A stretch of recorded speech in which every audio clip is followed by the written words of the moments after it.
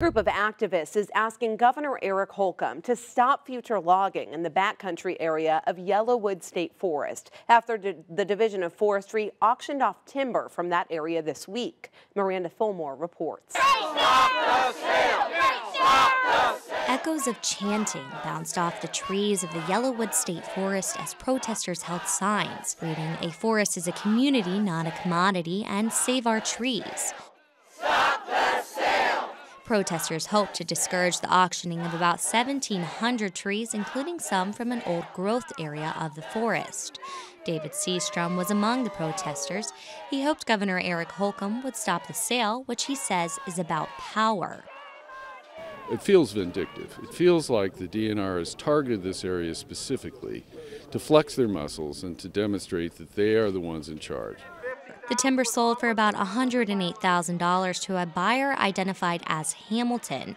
A person looking to preserve the trees bid $150,000, but was turned down because they didn't have a timber license.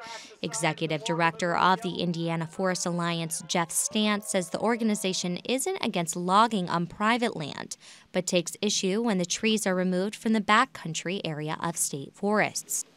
The amount of forests in the state forest that are this old is so small, and it's so precious, and it's such an important part of our natural heritage to have forests that go back to the time before we were here, that represent our pre-settlement past. Stantz says their fight to preserve the trees is not over, and they will continue to bring it to the attention of lawmakers.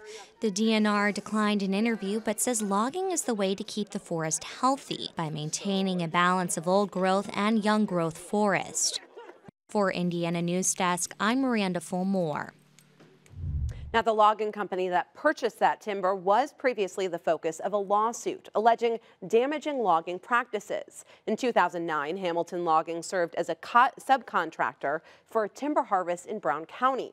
The property owner sued for breach of contract, alleging Hamilton caused significant damage to her property. She was awarded more than $55,000 in damages.